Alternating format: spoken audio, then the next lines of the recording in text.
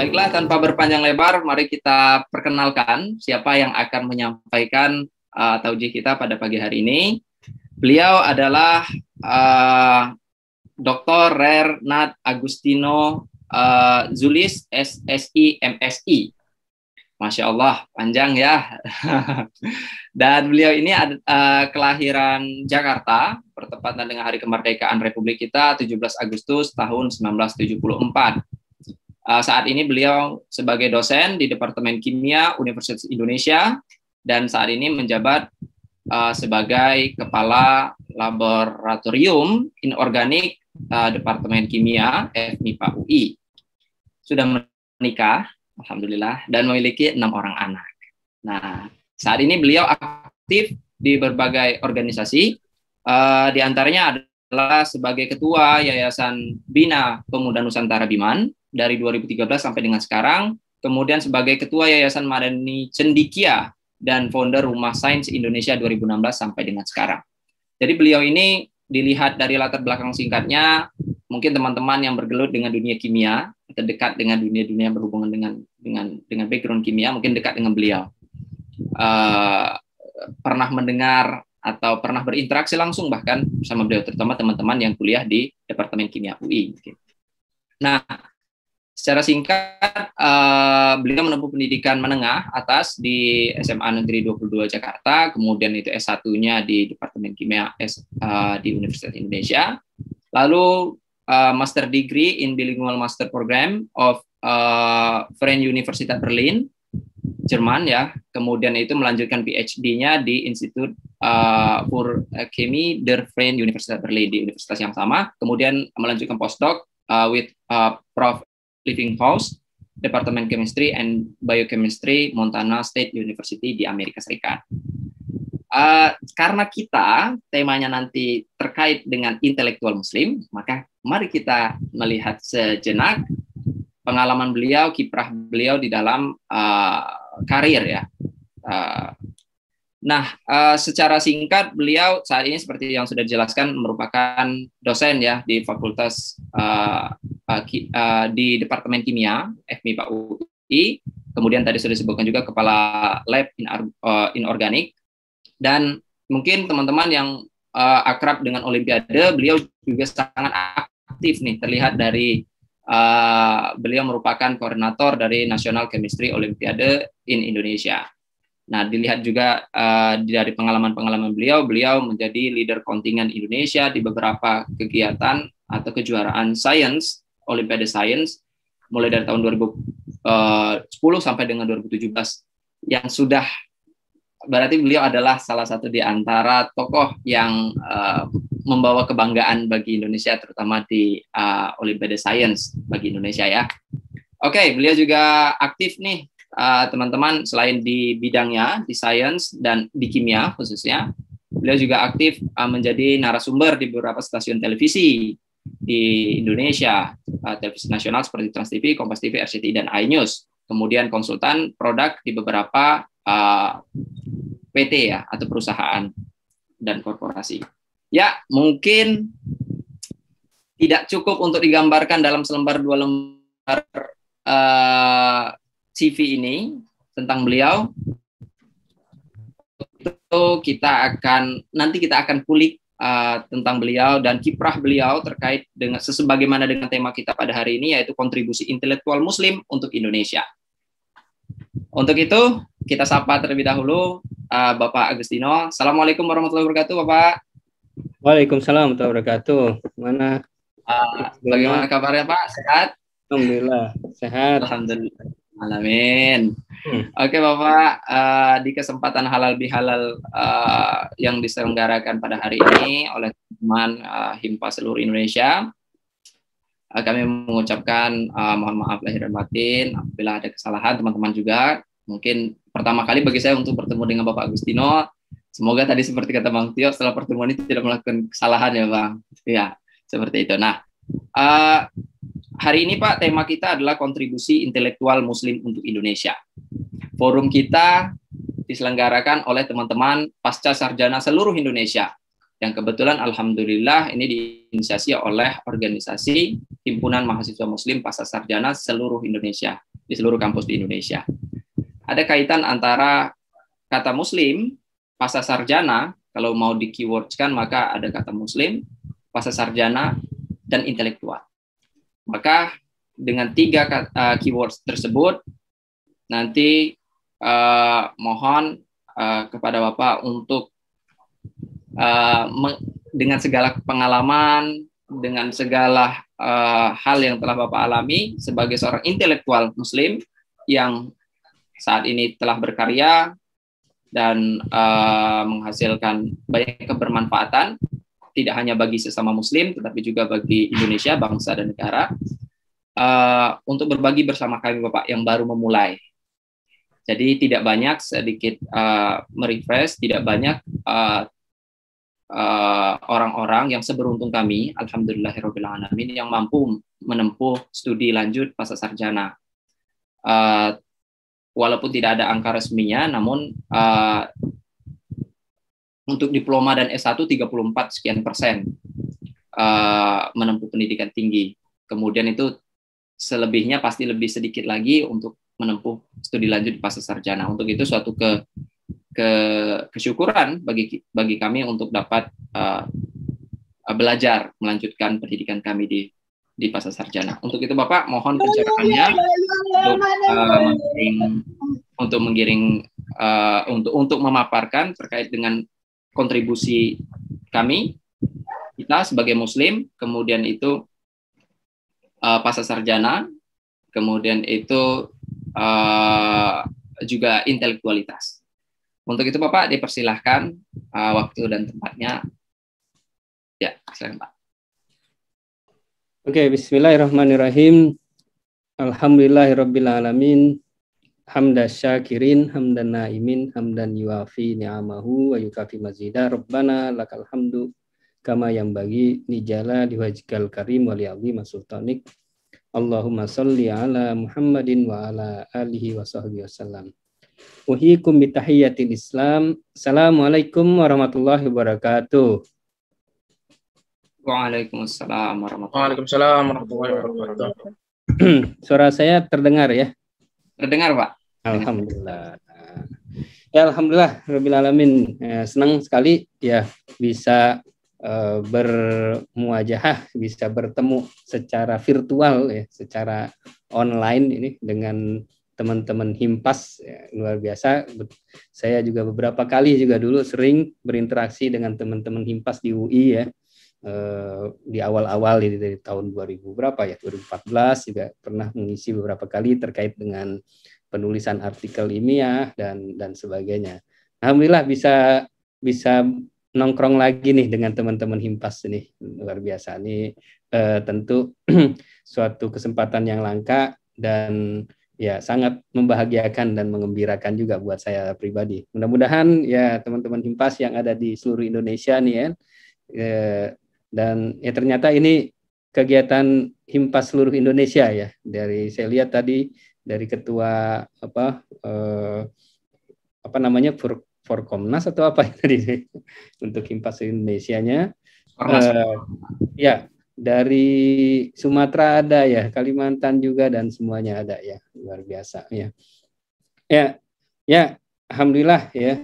Di pagi ini ya kita melakukan ya kegiatan halal bihalal ya. Tentu kalau halal bihalal itu kan biasanya setelah dalam rangka Idul Fitri ya, udah Ramadan ya. Kalau Ramadan udah usai tentu nggak akan balik lagi di tahun 1442 ini kan ya. Ramadan berikutnya mudah-mudahan kita bisa sampai ya ke Ramadan berikutnya ya. Kalau yang sekarang udah lewat nggak usah ditangisin lagi gitu kan ya, kita hadapi berikutnya. Tapi insya Allah Ramadan kemarin itu memberikan kebaikan yang banyak ya buat kita ya. Telah kita kumpulkan amal ya, amal dari puasa itu sendiri, kemudian taraweh, kemudian infak dan itikaf dan sebagainya. Di akhir Ramadan kemarin harusnya kita mendapatkan ampunan Allah Subhanahu Wa Taala ya. Kita dapat banyak pahala dan ya insya Allah dosa-dosa dihapuskan, karena janjinya kan begitu, man shoma ramadan imanan wa ihtisaban ghufira lahu ma taqaddama min dzambik. Jadi di Idul Fitri ini, di Syawal ini, walaupun tinggal berapa hari lagi, 6 hari lagi, kita harusnya sebagai suatu pribadi yang kata Rasulullah seperti bayi lagi, gitu kan. Artinya apa? Nggak punya dosa, gitu. Jadi kalau siapa nih, Dona atau Iqbal ini udah bayi lagi, cuman bedanya bayi berkumis ini. Ya, bayi lagi. Kenapa? Karena dosa-dosanya sudah. Namun tetap ya dosa kepada Allah betul hilang ketika kita melaksanakan tadi amal-amal Ramadan. Tapi untuk kepada manusia belum bisa hilang kecuali dengan ya meminta maaf kalau seandainya ada kesalahan-kesalahan. Oleh karena itulah kita bikin kegiatan halal bihalal ini kan dalam rangka silaturahim dan saling memaafkan gitu. Nah, di apa namanya Himpas ini kan bikin acara halal bihalal. Kalau gitu saya kasih pantun dulu nih buat teman-teman Himpas. Naik kapal ke laut lepas. Ya. Cakep, Pak. Cakep dong. Sebenarnya ya orang tuh nggak peduli ganteng atau tidak, cantik atau tidak tuh selalu dibilang cakep. Ketika kapan? Ketika berpantun. Berpantun. Betul, betul Pak, betul Pak. Naik kapal ke laut lepas. Cakep. Jangan lupa membawa kompas. Cakep. Halal bihalal bersama Himpas. Keberkahan berlimpah, dosa pun impas. Amin. Masya Allah, amin, ya rabbal alamin. Ya. Idul Fitri juga nih kan, beli pepaya di pasar Turi. Cakep. Jangan dibelah dengan pedang. Selamat Hari Raya Idul Fitri, segala salah jangan dikenang. Wis, Masya Allah. Ya. Ini aku nyiapin pantun semua, Pak. Oh gitu. Ya kalau ada yang mau jawab juga boleh, nanti kita berbalas pantun. Gitu. Ya, alhamdulillah ya kita di sini halal bihalal tentu dalam rangka kita bersilaturahim dan ya silaturahim meningkatkan ukhuwah kita ya, ukhuwah kebersamaan kita baik yang di UI maupun yang ada yang di Bogor juga ya, di ITB Bogor, kemudian di ITB juga, di UTS, UNY juga ada, di Padang juga, dan semuanya lah. Ya, ini kan semakin menguatkan ya bagaimana kita sebagai mahasiswa S2 semua kan ini ya, mungkin juga ada yang udah alumni gitu ya. Karena kedepannya kan tentu tanggung jawab keilmuan kita sebagai seorang mahasiswa yang udah mendapatkan amanah gitu kan. Amanah sebagai mahasiswa S2 yang sedikit orang mengalami atau mendapatkan kesempatan belajar S2. Jadi merupakan karunia Allah yang cukup besar gitu. Tadi disampaikan sedikit kan oleh Dona tadi ya. Apalagi nanti kalau Anda mau melanjutkan ke S3 lebih sedikit lagi. Nah, ini merupakan amanah dari Allah Subhanahu wa taala ya, kepada kita ya. Jadi jangan mentang-mentang itu sebagai amanah orang tua, bukan tuh. Ini amanah Allah Subhanahu wa taala kepada kita ya. Untuk kata benar banget ini dengan temanya yaitu kontribusi ilmuwan muslim untuk Indonesia. Sebenarnya saya udah menyiapkan ini materi untuk pakai PowerPoint gitu ya. Ternyata dilalah laptop saya ini langsung nggak bisa booting dari kemarin siang ya. Sampai sekarang tadi juga saya coba lagi nggak bisa juga gitu kan. Saya tadi udah mau mengatakan ke panitia kalau diundur bisa nggak nih karena nggak ada PowerPoint-nya nih. Tapi ternyata nggak apa-apa, udah tanpa PowerPoint. Tapi saya bikin juga sih PowerPoint, cuman pakai Google Doc karena ini kebetulan laptop yang ini belum bisa diinstal PowerPoint-nya gitu kan, karena ya masih error itu entah ya di UI kan Office 365 saya belum bisa menginstal dengan baik ya. Tapi insya Allah saya coba sharing juga lah, walaupun nggak ada gambar-gambar dan sebagainya. Biasanya saya ada gambar dan ini nih. Bisa di itu ya saya? Ya, langsung share screen aja Pak, boleh.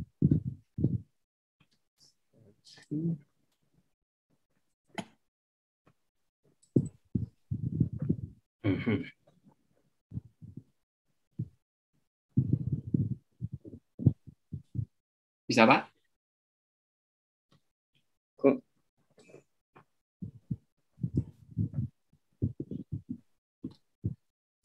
Nggak bisa ya? Eh, Sebentar.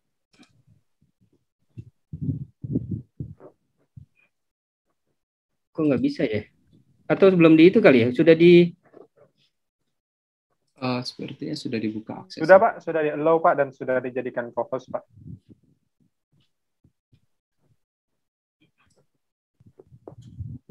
kok nggak muncul ya? Apa namanya? Eh,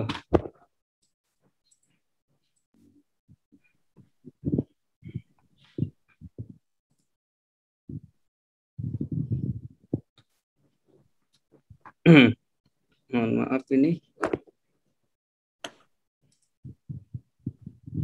Dia di sini tampilannya kok desktop, whiteboard, iPhone, iPad, pratinjau.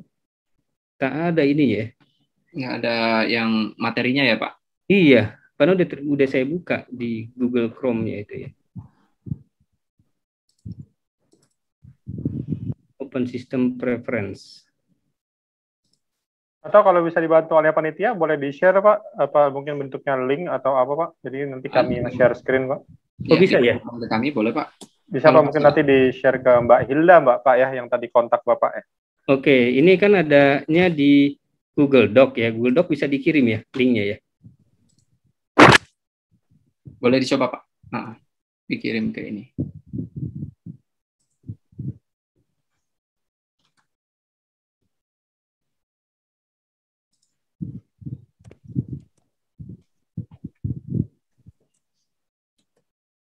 Ya, saya sudah kirim ke Mbak Hilda ya.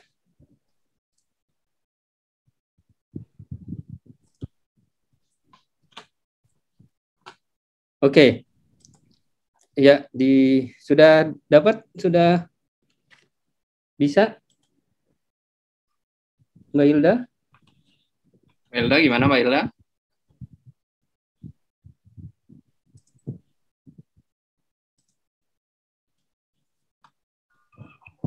Linknya belum sampai ke saya Pak, sebentar Pak.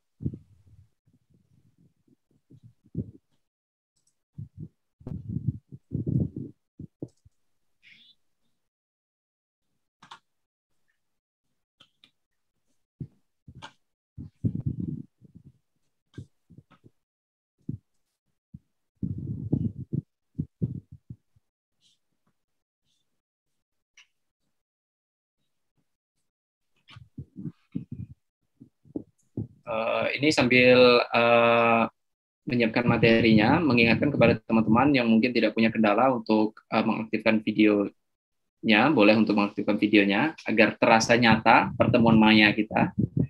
Dan acara kita bersama dengan Pak Agustino ini akan berlangsung sampai dengan pukul 10.45 ya. Selanjutnya 30 menit insya Allah akan kita mulai si tanya jawab. Baik, sudah bisa Mbak Hilda? Oh, itu perlu akses ya. Gimana tuh cara aksesnya tuh?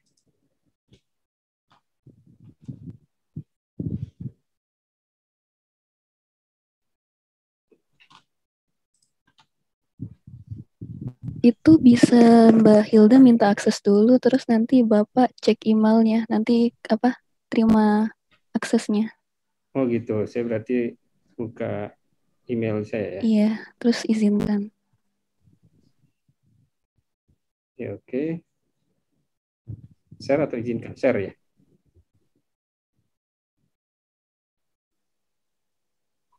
Iya. Udah. Coba muat ulang lagi. Di refresh.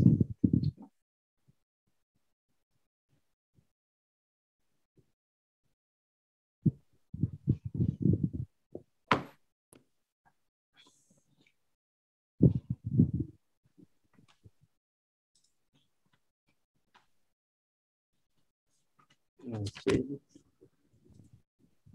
Kenapa nggak bisa ya? Saya juga bingung. Kemarin bisa ya. Kendala teknisnya.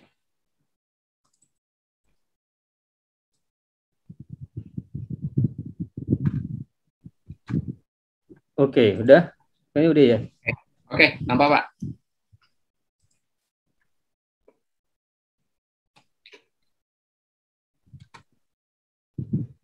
Oke.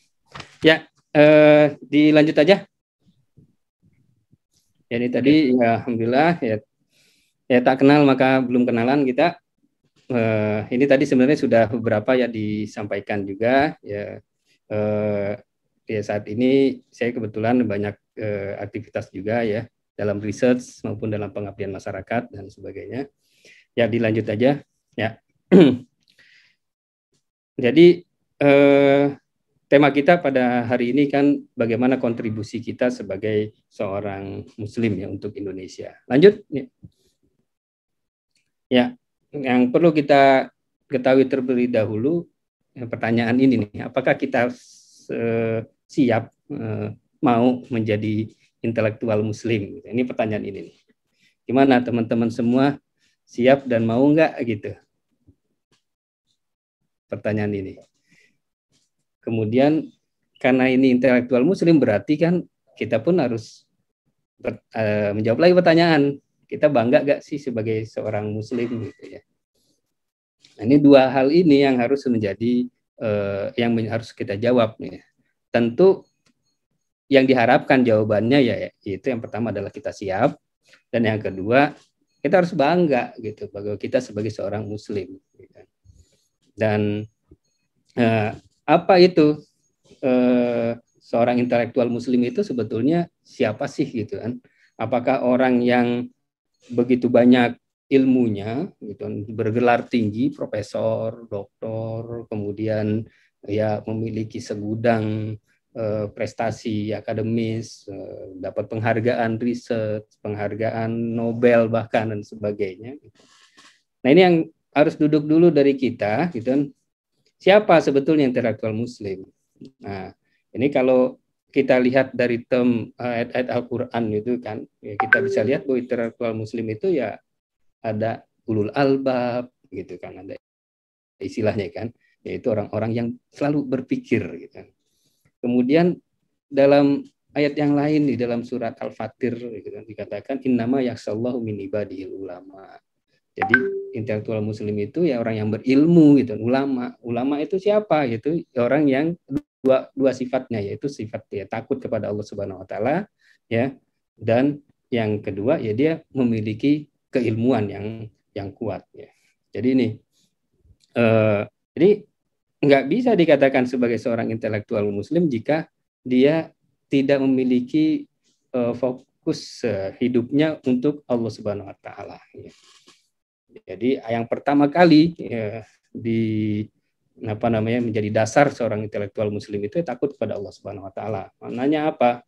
Bahwa dia melakukan aktivitas kesehariannya atau aktivitas untuk mendapatkan ilmu baik dengan riset dan sebagainya karena dasarnya adalah keyakinan akan Allah Subhanahu Wa Taala, keyakinan akan sifat Allah yang sangat sempurna dan ya berikutnya menjadi hamba Allah.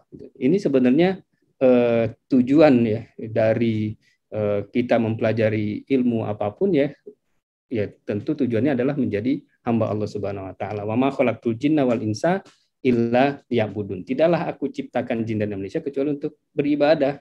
Ya, jadi kita mau sebagai apapun kita ya arahnya ke sana, sehingga ketika kita mendapatkan keilmuan yang tinggi sekalipun, gelar yang tinggi sekalipun, dia tidak akan berarti apa-apa kalau seandainya ilmu tersebut tidak mengantarkan kepada ma'rifat kepada Allah Subhanahu Wa Taala. Nah ini, jadi dalam ayat ini saya meyakini bahwa seorang intelektual Muslim itu ya dia takut kepada Allah Subhanahu Wa Taala. Kemudian yang kedua, setelah itu dia memiliki budaya keilmuan.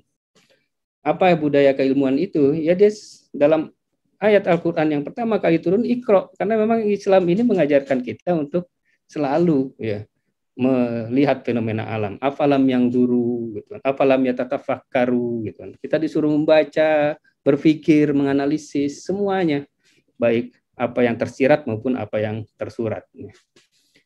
Dan juga seorang intelektual Muslim itu punya literasi sains, gitu. Jadi dia melek sains itu, melek dengan perkembangan keilmuan yang terbaru dan sebagainya ya. Sehingga dia mampu gitu mengkorelasikan bagaimana pandangan agama yang dia yakini kebenarannya, kemudian juga menghubungkan ya, pandangan-pandangan tersebut, syariat-syariat dengan fakta-fakta alam atau sains yang ada, sehingga tidak mengkotak-kotakan gitu bahwa ilmu ini ilmu dunia, ilmu akhirat. Itu cara intelektual Muslim itu demikian, selalu belajar dan memberikan memiliki pandangan yang utuh gitu terhadap pandangan agama, syariat dan juga ilmu-ilmu sains itu sendiri ya. Lanjut. Ya. Nah, sekarang siapa sih ciri dari intelektual Muslim? Nah, ini kan cirinya kalau saya ini kan kita bisa kaji ya di awal misalnya kita melakukan belajar agama gitu kan. Ini bahwa intelektual Muslim itu diawali memiliki 10 sifat ini ya. Kalau saya 10 sifat Muslim sejati. Nah, ini saya singkat-singkat aja karena ini materi ini sendiri ini cukup panjang ya. Bisa dikatakan ada ya bisa satu materi tersendiri ya. Bahkan masing-masing jika satu materi ada 10 kali pertemuan mungkin kalau mau dibahas satu persatu. Ini yaitu seperti akidah yang bagus, yang salim, yang selamat, salimul akidah, sahihul ibadah, ibadahnya yang sahih gitu, yang benar, akhlaknya yang kuat, jasadnya yang kuat juga, kemudian fikirannya juga mutsaqaful fikri yang berpikiran luas gitu. Kemudian teratur dalam hidupnya, munazamun li su'unihi, kemudian waktunya juga harisun alal wakti gitu kan. Kemudian qadirun al kasbi dan nafiun li ghairi. Nah, ini dua yang mau kita bahas lebih tuntas di sini, yaitu mutsaqaful fikri dan nafiun li ghairi, yaitu memiliki pemikiran yang kokoh ya, mutsaqaf yang luas ya, kokoh, luas dan bersakofah. Sakofah itu peradaban gitu ya. Takofah peradaban. Jadi pemikirannya yang nembus beyond the time and space gitu. Mutsaqaful fikri. Dan yang berikutnya ya nafiun li ghairi, yaitu bermanfaat untuk yang lainnya. Nah, ini kalau saya nih bisa dikatakan merenung-renung apa sih sebetulnya ciri dari intelektual Muslim itu ya. Pertama, bertindak dan berargumentasi dengan ilmu. Nah, alhamdulillah ini kita termasuk orang-orang yang ketika kita belajar kan berarti kita cinta akan keilmuan itu sendiri. Sehingga kita akan bertindak dan berargumentasi dengan ilmu, bukan dasar perasaan atau dasarnya duga-duga gitu. Nah, ya kenapa? Karena dalam ayat ini sendiri yang dicirikan dengan ulil albab itu pada surat Az-Zumar ayat 18 itu kan alladzina yastami'unal qaula fayattabi'una ahsana, yaitu orang-orang yang ketika mengikuti perkataan ya, mendengarkan perkataan dia mengikuti yang terbaik. Jadi siapa saja itu bisa diambil ilmunya, yang baiknya diambil, yang buruknya diperbaiki. Inilah ciri yang pertama seorang intelektual Muslim itu mau belajar dengan siapapun. Ya nanti Anda semua ya jangan alergi gitu ya ketika belajar ke dunia, ya misalnya di luar, di Eropa maupun di Amerika gitu kan. Ilmu itu hikmah gitu. Kita ambil dari mereka. Gitu kan. Karena memang ya kalau kita lihat awalnya juga semua perkembangan ilmu-ilmu di Barat, di Eropa, di Amerika dan sebagainya itu dasarnya dari perkembangan keilmuan di dunia Islam ya, yang pada saat ini ya mereka sedang masif untuk mengeksplorasi keilmuan tersebut di saat umat Islam kurang ya. Padahal sebelumnya ya mereka sendiri ya pokok-pokok keilmuan itu sendiri dari umat Islam, ilmu kimia salah satunya Jabir Ibnul Hayyan gitu kan, ilmu optik Ibnu Haytham, ilmu kedokteran Ibnu Sina gitu kan, kemudian juga ilmu ya filsafat dan ya dari Ibn Rushd gitu. Nah, banyak sekali gitu, yang masih mereka pakai sebagai sebuah pohon atau pokok pemikiran keilmuan tersebut gitu. Nah, sekarang kita yang malah meninggalkan itu. Nah, ini mungkin nanti bahasannya bisa hal yang lain.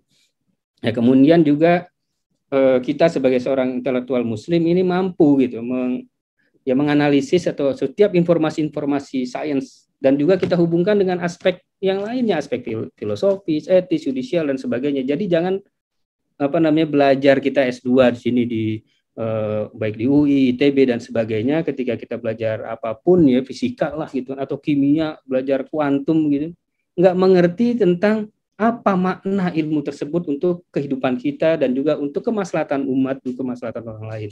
Walaupun tulisannya adalah turunan rumus yang begitu jelimet, Anda harus mampu untuk menarik filosofi dari ilmu tersebut.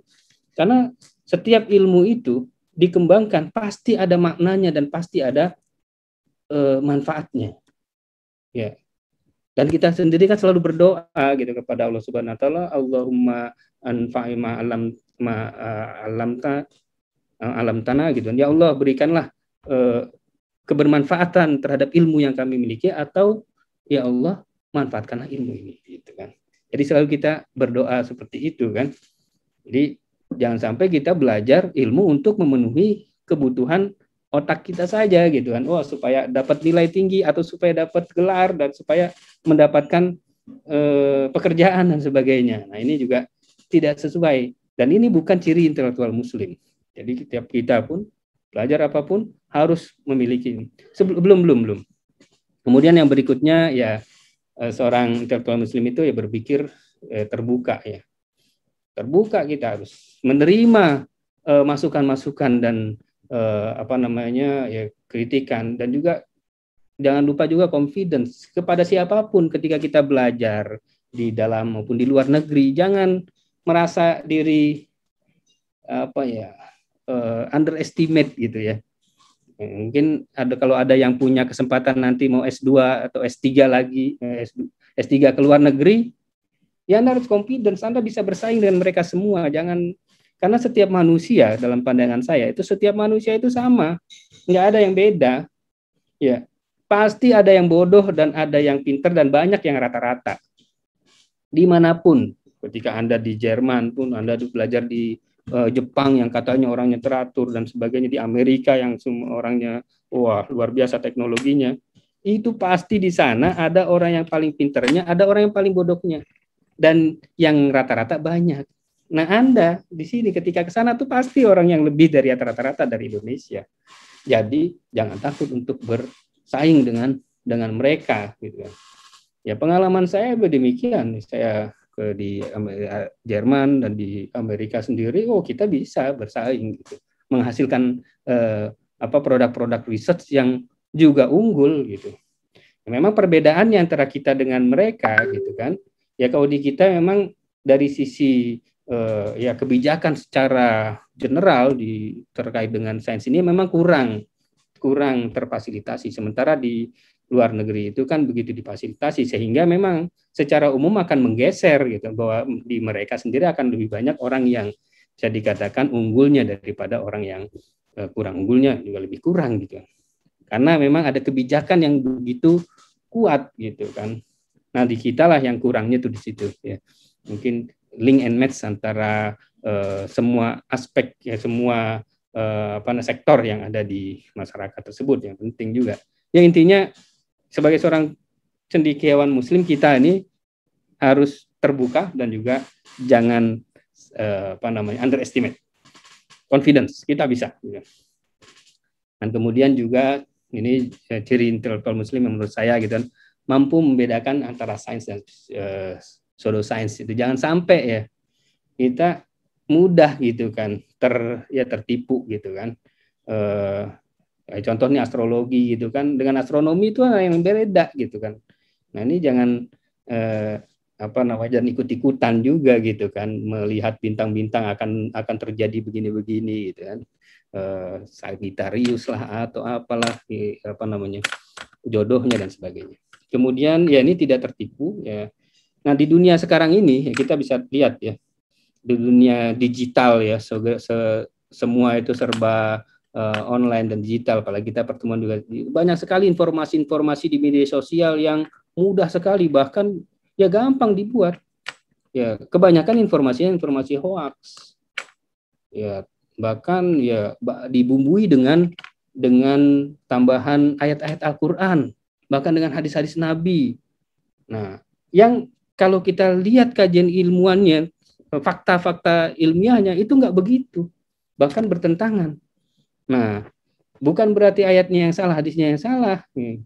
Makna dari hadis dan faktanya itu nggak cocok. Kita yang seringnya mencocok-cocokkan atau melakukan pemerkosaan, kalau istilah saya perkosaan terhadap ayat Al-Quran atau ayat hadis untuk dicocokkan dengan fenomena yang ada sekarang ini. Gitu. Ini banyak sekali, kalau saya mau kasih contoh-contohnya nggak selesai gitu.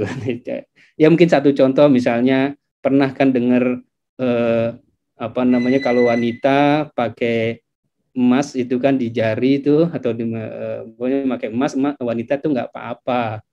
Sementara laki-laki kan dilarang. Karena apa? Karena wanita ada siklus bulanan. Emas bisa masuk ke dalam kulit kita, masuk ke dalam darah, sehingga wanita siklus bulanan keluar.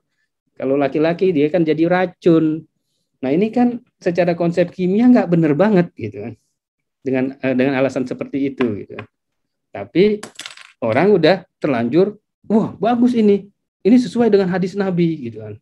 Nah, buat orang kimia malah jadinya, loh kok begitu? Berarti hadis Nabi salah gitu. Jadi nggak begitu. Nah, bahkan ada lagi juga tawaran-tawaran bodong dan sebagainya. Buat kita sebagai seorang intelektual itu nggak mudah gitu. Ya, saya sering banget gitu kan. Ada bahkan ya, dulu pernah lihat ada istilah energi biru gitu kan. Yaitu bagaimana dari air menghasilkan bahan bakar. Yaitu langsung dibuka aja air. Ternyata pas saya cek gitu kan, ya jelas aja ditambahin caustic soda dan aluminium. Nah, ya untuk demonstrasinya benar gitu kan. Cuman orang tertipunya bahwa ini dari air saja gitu kan. Padahal ada zat lain, aluminium dan NaOH, yang melakukan reaksi menghasilkan gas hidrogen gitu.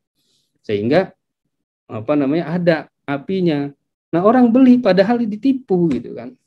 Ini yang sering kita. Nah, kalau seandainya kita sebagai seorang Muslim, apalagi yang intelektual, kita punya konsep-konsep, baik konsep agama dan juga konsep sains, fakta-fakta itu yang harus kita pegang.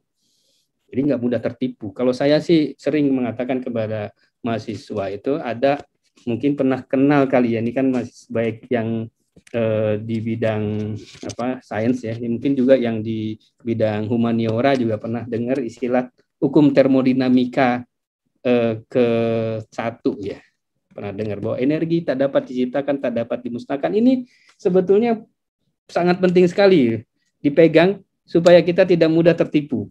Jadi apalagi ada hukum termodinamika kedua. Itu kalau kita udah paham banget, nggak mungkin orang yang paham ini tertipu. Tawaran-tawaran, ada bisnis bisnis yang mudah sekali mendapatkan keuntungan dalam jumlah besar. Kalau kita paham dengan ini nggak akan mungkin gitu.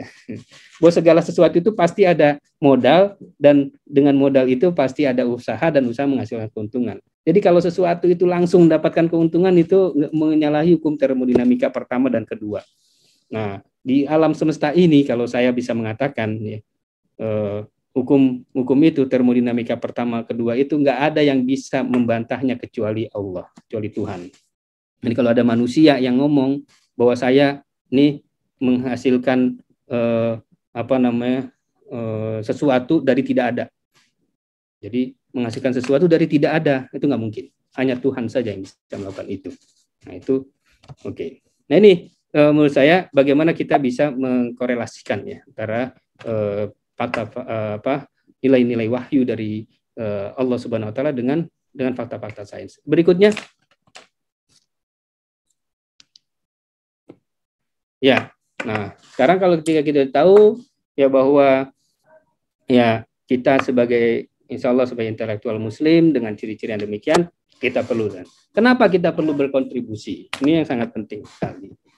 Ya, jadi ya kita dalam Islam sendiri kan diajarkan oleh Nabi kita, khairukum man anfa'ahum linnas. Sebaik-baik kalian adalah yang paling banyak manfaatnya untuk manusia. Jadi apapun yang akan kita berikan ini atau yang kita miliki harus kita jadikan sesuatu itu bermanfaat, berkontribusi. Bahkan ilmu yang jelimet sekalipun yang kita pelajari harus kita cari benang merahnya bahwa ini ada manfaatnya buat kehidupan kita. Ketika Anda belajar filsafat sekalipun di bidang sosial humanera kan, atau bidang apa teori-teori sosial dan sebagainya harus dipikirkan itu. Dan juga di bidang fisika dan belajar yang menjelimet sekalipun ya tentang apa tadi yang saya bilang kuantum fisiknya, atau di kimia juga ada, harus kita cari korelasinya apa manfaatnya buat kehidupan kita. Jangan sampai missing link itu terjadi, nggak enak. Kita mempelajari ilmu tersebut juga tidak akan enak. Nah, dalam hal ini hadis Nabi pun juga mengatakan, ya sebaiknya yang paling banyak manfaatnya adalah ya kita harus memberikan kontribusi yang lebih luas. Semakin luas kontribusinya, ya kalau sekarang himpas di UI, ya tentu dia akan memberikan manfaat di UI. Tentu kebermanfaatan dia akan lebih luas daripada ketika di fakultas, ketika di departemennya. Apalagi sekarang ini dengan adanya himpas se-Indonesia, berarti kan kebermanfaatan lebih luas lagi se-Indonesia. Dan itu akan lebih baik ya, daripada yang level di bawahnya. Nah, sehingga wajar kalau seandainya seorang pemimpin itu ya disebut pemimpin yang adil itu akan menjadi mendapatkan naungan dari Allah Subhanahu wa taala di saat tidak ada naungan pada saat yaumil akhir nanti. Kenapa? Karena memang manfaatnya itu sangat luas terasa. Sehingga dia nomor 1 itu masuk surga gitu kan. Atau dijaga dari panasnya padang mahsyar itu dia yang nomor 1 kan, pemimpin yang adil. Kenapa? Karena manfaatnya yang sekian luas. Nah, sekarang apa sih sesuatu yang bermanfaat yang paling yang terbaiknya itu apa gitu? Nah, tentu dalam bidang keilmuan ini ya. Dalam bidang keilmuan ini adalah kebermanfaatan yang paling terbaik. Ada ayatnya dalam ayat Al-Qur'an, "Wa man ahsanu qawlan mimman da'a ilallah wa 'amila sholihat." Gitu. Dan siapakah yang lebih baik perkataannya? Nah, ini pertanyaan malah. Siapakah sih yang lebih baik dari perkataannya? Orang-orang yang menyuruh di jalan Allah Subhanahu wa taala. Jadi apa yang kita lakukan sekarang ini pun ada sesuatu aktivitas terbaik menyebarkan ilmu. Nah, jadi nggak ada yang lebih baik lagi. Karena itu kita mempelajari ilmu dan kita menyebarkannya ini adalah sesuatu kontribusi yang paling baik. Ya. Bahkan ya kontribusi inilah yang akan memberikan dampak kepada kita, efek kepada kita untuk mendapatkan kehidupan yang lebih baik dan lebih mudah. Ya. Sebagaimana yang Allah katakan, fa'amma man a'ta wattaqa wa saddaqa bil husna fasanuyassiruhu lil yusra. Ya. Siapa? Ya, pamaman. Nah, siapa saja ini nggak peduli apakah dia kaya, miskin, apakah dia punya jabatan atau tidak, dia masih mahasiswa atau sudah jadi profesor, apakah dia tukang beca atau siapapun. Pamaman a'ta. Barang siapa yang memberi, ya, berkontribusi, wattaqo dan kontribusinya itu karena takut kepada Allah. Wasaddaqa bil husna dan juga karena meyakini akan adanya pembalasan Allah yang terbaik nanti di yaumil akhir. Fasanuyassiruhu lil yusra, maka baginya akan jalan kemudahan. Sebaliknya wa amma man bakhila wastakna, dan siapa saja ya yang bakhil, yang enggak mau berkontribusi ya dan merasa diri cukup, wa kadzdzaba bil husna, dan dia tidak memberikan kontribusi itu, merasa diri cukup itu karena apa? Karena mendustakan adanya balasan terbaik di yaumil akhir nanti.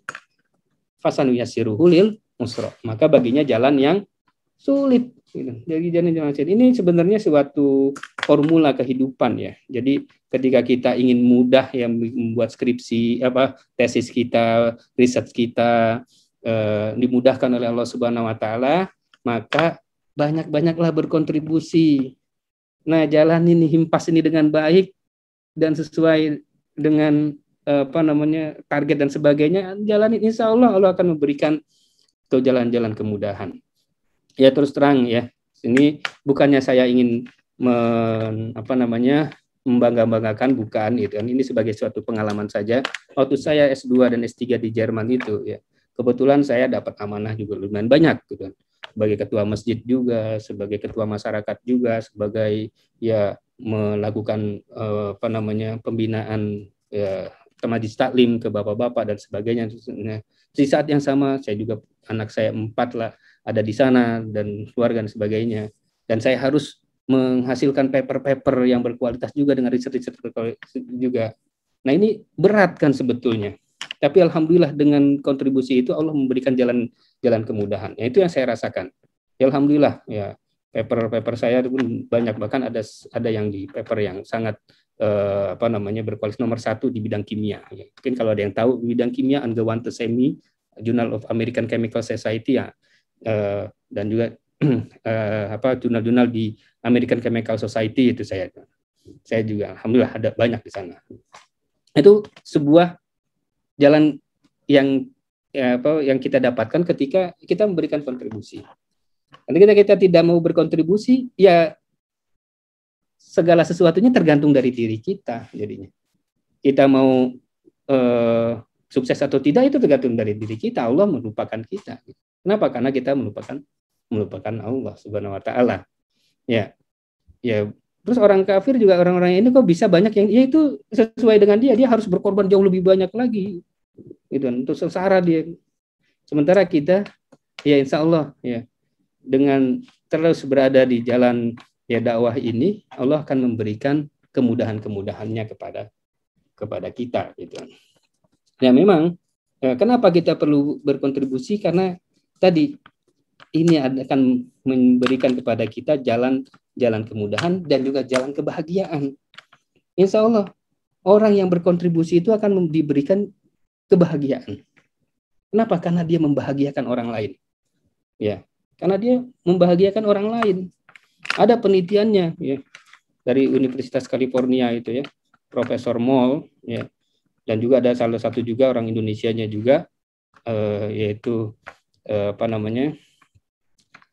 Taruna, profesor juga, di Profesor Taruna, dia juga orang Indonesia, yang melakukan riset bahwa ternyata ya, hormon dopamin, hormon oksitosin, kemudian endorfin dan serotonin itu keluar ketika kita memberikan berkontribusi, bahkan berinfak. Ya. Dalam ini orang yang berinfak. Jadi mungkin Anda pernah nggak merasakan ketika Anda berinfak kepada orang yang membutuhkan itu ada perasaan senang sekali.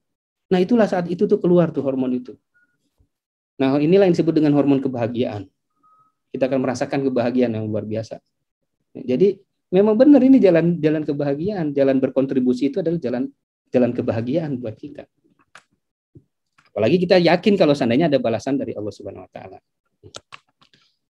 Dan memang ya saya juga ya percaya juga bahwa memang untuk menjalani jalan ini, jalan untuk berkontribusi ini bukan jalan yang mudah. Hasilnya jalan kemudahan buat Allah berikan kemudahan, tapi prosesnya bukan jalan yang mudah. Pasti penuh dengan rintangan. Hawa nafsu kita, tantangan pasti ada. Bahkan kepayahan dan kesengsaraan fisik. Ya, kita belajar di sini juga kan, S2 kita pasca sarjana, bikin tesis, riset dan penelitian itu kan, waduh setiap hari ke kampus melakukan riset susah banget. Apalagi ditambah dengan membangun himpas ini kan, semakin susah, sengsara hidup kita gitu kan. Nah, padahal pada titik ini mungkin ada orang yang, lebih baik saya memikirkan diri saya sendiri aja lah daripada memikirkan himpas ini. Ya, insya Allah kita semua ini tidak demikian ya. Yakinlah bahwa sesungguhnya ketika kita berada di jalan Allah, Allah akan memberikan.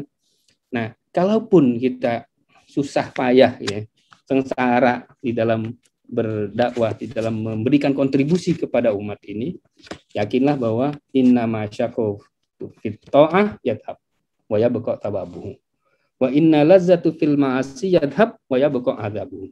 Ini Ibnu Qayyim yang mengatakan bahwa sesungguhnya dalam kesulitan, kesengsaraan ketaatan kepada Allah Subhanahu wa taala.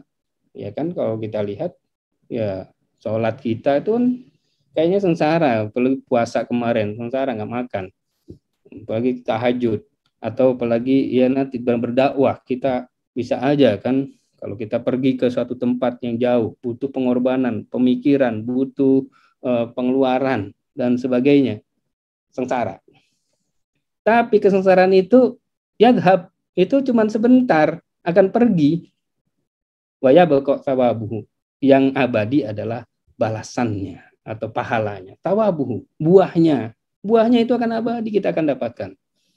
Wa inna ladzatul fil ma'asi, dan sesungguhnya kelezatan di dalam bermaksiat, ya entahlah gitu. Kita nggak berkontribusi, tidur aja di rumah, main game dan sebagainya, itu kan juga enak ya, lezat gitu kan. Tapi kelezatan itu juga ya akan berkurang sedikit, sudah hilang gitu. Ya, apalagi kalau bermaksiat ya, mungkin ya naudzubillah min zalik, ya berzina misalnya gitu kan, atau yang lainnya, atau korupsi dan sebagainya gitu. Ya kelezatannya dapat kita saat itu, tapi setelah itu hilang, yadhab. Tapi wa yabqa adzabuhu, yang abadi adalah azabnya. Nah, ini satu hal yang mungkin bisa menjadi niat kita ya, pegangan kita, apa yang dikatakan oleh Ibnul Qayyim ini sungguh suatu ungkapan yang sangat dalam sekali ini. Oke, lanjut ya. Nah, sekarang apa yang perlu kita kontribusikan? Nah, ini sebenarnya banyak banget ya. Oke. Nah, ya permasalahan umat ini kan banyak. Ini yang perlu kita pikirkan. Ya, kedangkalan akidah umat. Masalah keadilan hukum, apalagi nih kalau nanti orang hukum kan ada di sini, siapa Donai tadi. Kesejahteraan ekonomi umat, masalah sanitasi dan health, pandemi dan sebagainya, kita berkontribusi di sini. Semuanya dengan keilmuannya pikirkan ya. Ya alhamdulillah ya, saya dalam untuk bidang pandemi ini beberapa kali bikin buku juga, ada buku bersama, dan juga ada udah 2 buku saya bikin, dan juga ini saya bikin satu panduan, ya nggak kelihatan nih karena pakai itu ya. Nggak usah pakai ya inilah buku COVID saya bikin, panduan untuk sekolah di era pandemi.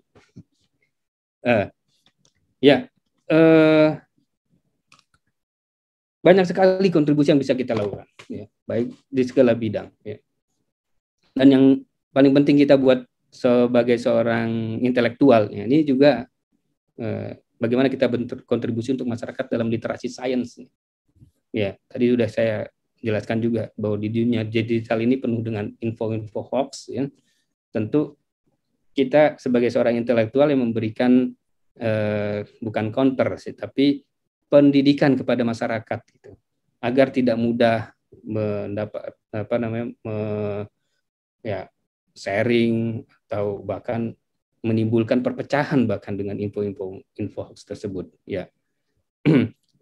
Juga kita literasi sains ini kan bagaimana kita menangkap informasi-informasi ya dalam bentuk ya konsep, teori dan sebagainya, yang kita bisa korelasikan gitu dengan ya ke dalam hal ini ya kita sebagai seorang muslim ya dengan nilai-nilai Al-Qur'an dan Sunnah gitu. Ini juga penting juga gitu. Nah, kontribusi yang penting lagi berikutnya adalah bagaimana kita memberdayakan umat ini. Kita bisa sharing knowledge. Ini dalam proses pemberdayaan umat ini menurut saya ada 3 hal yang sangat penting ya. Yaitu tadi literasi sains ini sebenarnya sharing knowledge juga ya. Kemudian kita meningkatkan skill dari umat ya. Ini tentu untuk memberdayakan umat dalam konteks peningkatan kesejahteraan mereka, dan juga generating income juga ini penting juga, kita melakukan program-program pemberdayaan masyarakat ya, pemberdayaan umat. Nah, insya Allah ya sebetulnya kita sebagai seorang ilmuwan ini kan banyak ya melakukan riset-riset juga. Nah, itulah kita lihat bagaimana di sekarang ini riset-riset yang lebih mengena riset yang lebih aplikatif gitu kan. Bidang pangan, bidang energi, bidang apalagi kesehatan tadi ini hal yang sangat penting. Kita hasilkan suatu karya riset kita di S2 atau bahkan nanti S3 yang bisa menjadi kebanggaan umat. Mungkin lanjut, ya ini mungkin ini. Ya pengalaman saya gitu kan ya. Ya kita kontribusi saya tentu di dalam bidang pendidikan dan riset ya. Ini kebetulan beberapa industri juga meminta saya untuk bagaimana menyelesaikan permasalahan-permasalahan mereka. Di industrial forensik kalau saya sebutnya, ini ada di satu perusahaan tertipu oleh sebuah supplier gitu kan. Ini perusahaan sabun juga ya. Kok produknya jelek terus sekarang ini, ternyata raw materialnya beda. Ada lagi yang lainnya. Ini juga dengan GP itu dengan Greenpeace ya. Sekarang ini saya sedang melakukan riset tentang mikroplastik ya, mikroplastik yang nanti mau kita lihat apakah terjadi pengaruh bahaya atau tidak nih ke masyarakat. Ya, kemudian pada saat ini saya ingin memberikan kontribusi juga ya di Rumah Sains Indonesia. Saya sebagai foundernya ini membuat kegiatan Fun Science. Ini sudah banyak sekali kegiatan-kegiatannya, dan juga ada Quranic Science, Science Project, juga ke sekolah-sekolah pesantren dan sebagainya. Dan kemudian ya tadi juga disebutkan saya terlibat dalam bagaimana mengembangkan prestasi anak-anak SMP dan SMA dalam olimpiade akademis maupun yang penelitiannya. Jadi, saya pernah ketua OSN, ICO, juga ini Junior Science Olimpiade untuk ke luar negeri ya, sama seperti halnya Olimpiade nanti di Tokyo ini kan untuk olahraga. Nah kalau ini untuk yang sainsnya demikian. Ya, lanjut. Nah sekarang apa harapan saya gitu kan untuk ke depan ya. Nah kita lihat kalau saya sendiri ya sekarang ini bagaimana saya akan memberikan kontribusi untuk masyarakat yang lebih besar ya, tentu banyak sekali ya. Tadi yang saya katakan bahwa bidang-bidang riset itu buat Anda itu sebenarnya banyak yang sangat penting. Kalau kita lihat dari 10 unggulan riset ya di Indonesia kan ada terkait energi, ada terkait pangan, ada terkait ketahanan, kesehatan dan sebagainya, banyak itu. Ya silakan Anda lakukan riset-riset yang unggul dan menjadi ya dipakai secara luas. Nah, kebetulan saya sekarang ini sedang masuk ke riset untuk energi alternatif, yaitu dalam hal ini water splitting. Ya, water splitting ini memecah air sehingga menghasilkan sebagai bahan bakar. Jadi sebagai pengganti bahan bakar fosil yang akan habis. Ya. Nah, dengan riset ini mudah-mudahan ya, kalau seandainya bisa menghasilkan reaksi efektivitas sangat tinggi, efisiensinya juga sangat tinggi, ini udah gampang aja gitu. Betul, dengan air kita bisa menghasilkan energi. Tapi sampai sekarang belum kita dapatkan suatu material yang bisa memecah air secara mudah ya. Nah ini terus kita cari, nggak mungkin banyak sesuatu itu pasti ada solusinya. Nah ini mudah-mudahan nih, mohon doanya saja, mudah-mudahan ini bisa kita jalankan. Kemudian juga di bidang kesehatan sendiri saya masih ada riset juga tentang bagaimana membuat sebuah disinfektan atau alat-alat bahan-bahan kebersihan yang aman dan nyaman, efektif membunuh virus tapi tidak merusak lingkungan. Ini juga demikian. Dan juga harapan saya berikutnya ini, ya, saya ingin membuat perguruan tinggi yang kaitannya dengan korelasi Quran dan sains, Quranic Science. Ini ya alhamdulillah ini juga ada beberapa pesantren yang juga ingin ya saya masuk di dalamnya. Ya, insya Allah nih dengan FAT Institute mudah-mudahan saya sudah ada sekian hektar tanah yang ada wakaf gitu kan. Ya insya Allah kita rencana untuk membuat perguruan tinggi Quranic Science ini. Ya mudah-mudahan ya sebagaimana yang sudah dibuat juga di Malaysia, ada kan IIC gitu kan. Islamic International Institute ya. Nah, ini kita akan buat juga di Indonesia, juga alhamdulillah besok itu saya juga akan menghadiri ke pesantren Al-Hikam. Ini juga akan memberikan wakafnya juga nih untuk konsep Quranic Science. Mohon doanya, bahkan kalau teman-teman ada yang mau terlibat juga, dengan senang hati kita konsep secara bersama, modul-modul sedang saya buatkan. Ini demikian ini harapan saya, bagaimana kita memberikan kontribusi untuk umat dan juga untuk Indonesia. Dan harapan saya buat teman-teman juga yang berikutnya. Lanjut. Next, Mbak. Ya. Dan harapan saya buat teman-teman juga demikian. Pikirkan gitu. Apa yang bisa kita kontribusikan sesuai dengan kapasitas diri kita, sesuai dengan keilmuan kita yang sangat bermanfaat. Nah, jadi ada beberapa hal yang yang pertama, sesuatunya itu harus yang out of the box gitu. Jangan berpikir sesuatu yang itu mulu gitu kan. Apa yang belum ada? Ya, seperti tadi saya belum ada nih sekolah Quranic Science nih. Itu yang saya coba akan buat ya. Kayaknya susah ya, memang harus susah dulu. Gitu. Jadi kita coba berpikirkan gitu. Saya juga nggak ngerti apa bidangnya masing-masing nih. Ini yang di bidang hukum coba dipikirkan. Gitu. Untuk di bidang psikologi juga nih banyak kok orang-orang yang pada stres, apa sih caranya supaya yang paling cepat gitu kan. Karena stres juga kan membuat penyakit juga baru. Bahkan tadi sebelum ini saya main basket dulu, ada temen yang sakit karena stres, ya udah ayo main basket, akhirnya disuruh main basket aja sama saya. Ini gimana caranya supaya mudah gitu kan. Nah, orang psikologi bisa, orang ekonomi juga pikirkan gimana caranya mengentaskan kemiskinan ini dengan mudah, apa yang harus saya lakukan. Nah, ini juga yang berikutnya, try not to become man of success. Jadi kita itu ya memang penting betul untuk mencapai target yang kita lakukan. Karena jangan sampai kita tidak punya target dalam hidup ini.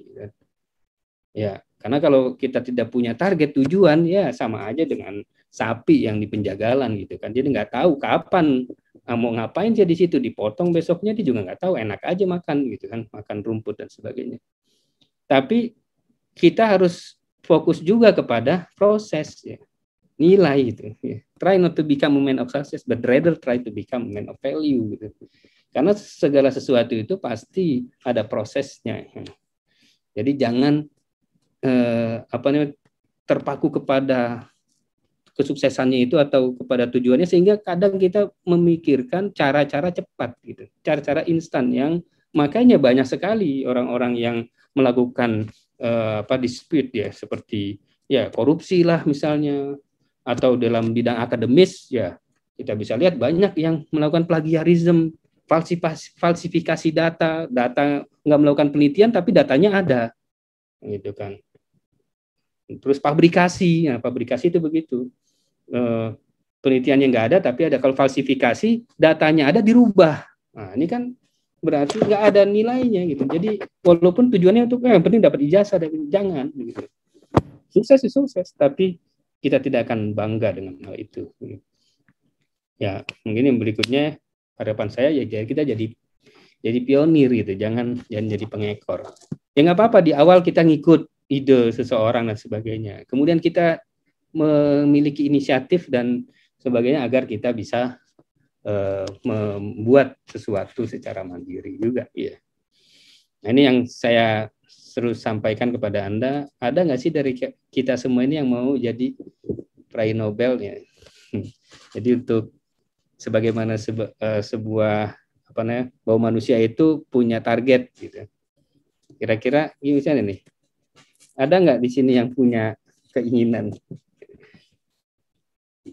Di Indonesia belum ada ini yang punya yang sebagai peraih Nobel. Mungkin Anda sekali ya.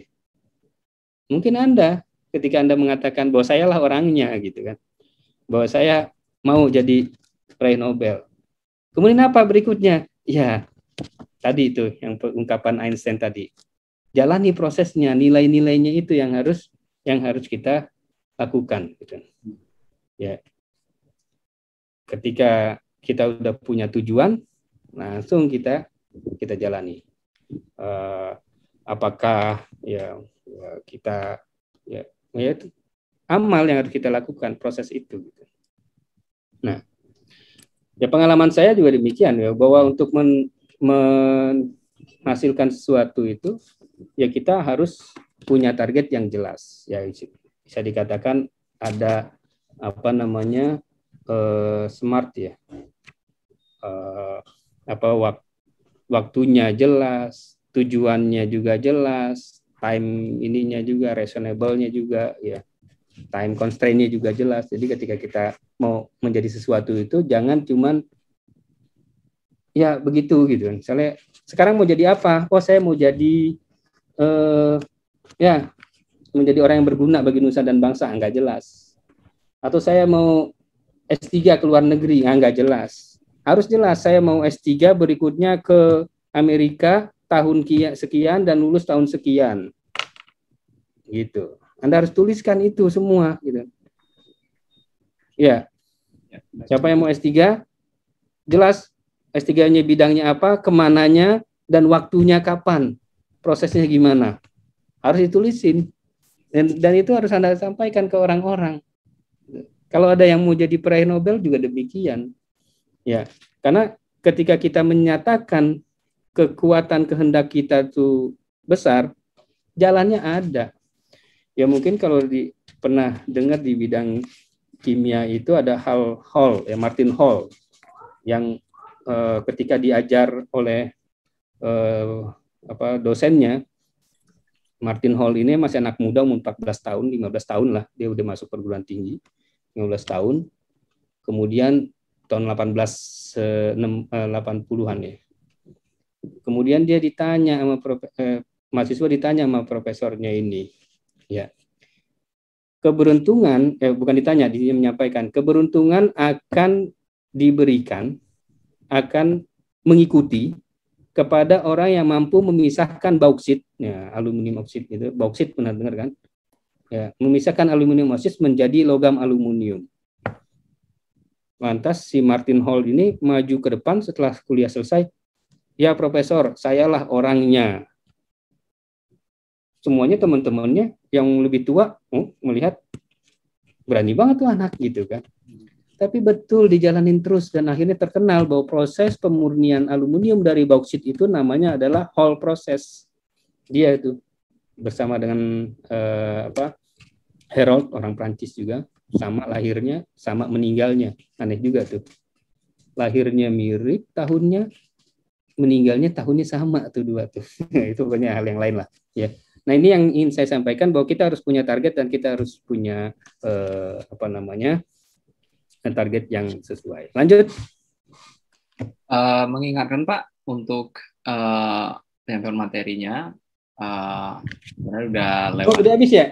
Oke. Terakhir. Okay. Siapa?